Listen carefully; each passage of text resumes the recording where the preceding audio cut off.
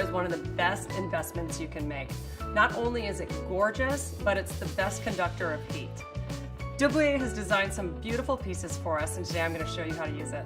One of my favorite things to do in copper is to sear, because you can get a really high heat and it will maintain that temperature for you. So today I'm going to sear off these gorgeous New York strip steaks and then make a quick pan sauce to go with it. So I've given my pan about 4 to 5 minutes to heat up. I just want to be able to put my hand over it and not be able to keep it there for very long. So I can feel it. It's nice and hot. Put a little bit of oil in the bottom of the pan. Look at that. You can see the smoke coming up. That's what I want.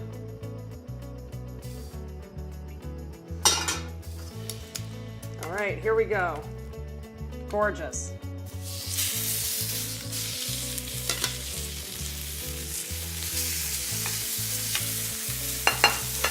One important thing to remember when you're cooking meat is to let it come up to room temperature. So I've left my meat out for about an hour. That way you'll ensure that it's going to cook really evenly throughout.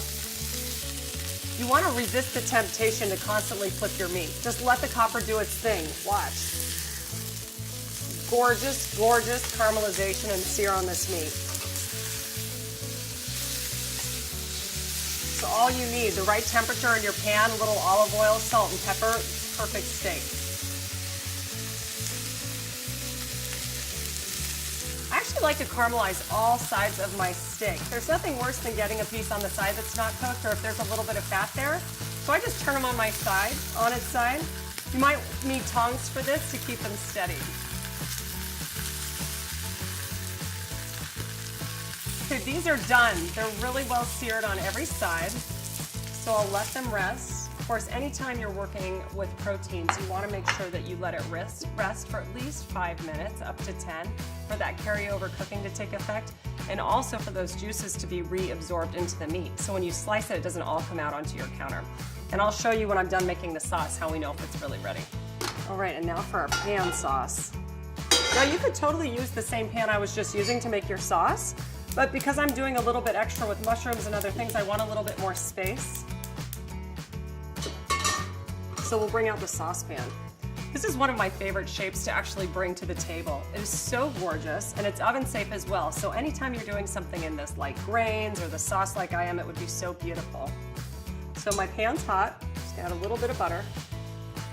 It's kind of hard to cook this because it smells so good already from the steak. Melt that. I'm just going to add my mushrooms straight in. One thing I love about copper, especially the design of these pans, is it comes all the way up the sides and then the stainless lining on the interior. So it's a great conductor of heat all the way up.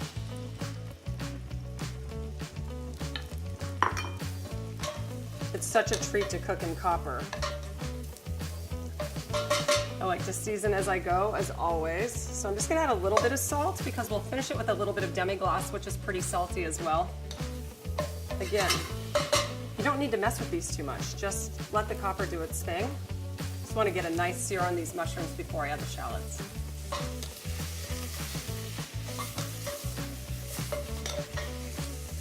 And if you can see how some of this, you're getting a little caramelization on the bottom of the pan, it's going to be delicious because we'll bring that up with the red wine and scrape that off. It's just all extra flavor. Okay, they're just soft, so now I'll add my shallots. Really traditional pairing here, and one of my favorites. Want to make sure they get a little bit of the butter on them. I'm just going to sprinkle a little bit of flour over these mushrooms. This will be the thickener in our sauce. And then add some demi-glace, which is really going to give it this depth of flavor, this rich flavor that normally you wouldn't be able to do so quickly. Let's just mix that in. Then the red wine will help us to glaze the bottom of the pan. But I'm going to let the flour cook for about 30 seconds longer to really cook out that floury taste. Okay, time for the wine. Look at this. You can see everything on the bottom of the pan now. Start to add this and scrape. All of that is flavor we want to capture. Oh my gosh, it smells so good, so good. You can see, I think if I draw a line across it, that I've got most of that off the bottom of the pan. It's exactly what we want. So look at how gorgeous this sauce is. It's thick, it's rich, it smells amazing. Now I'm just gonna finish with a small pat of butter and some thyme. Fresh thyme leaves. I always love adding my herbs at the end. It gives it that clean flavor. It's amazing what an elegant meal came together in just a matter of minutes.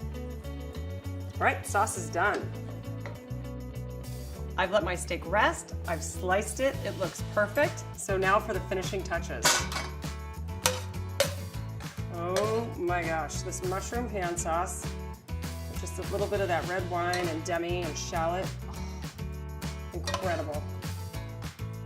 See how easy this is to plate too? You just want to kind of smother it over the top.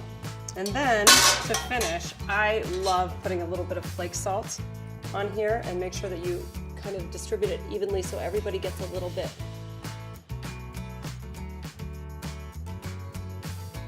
Gorgeous. And then for color, some more thyme. Our beautiful seared strip steaks with this red wine and mushroom sauce.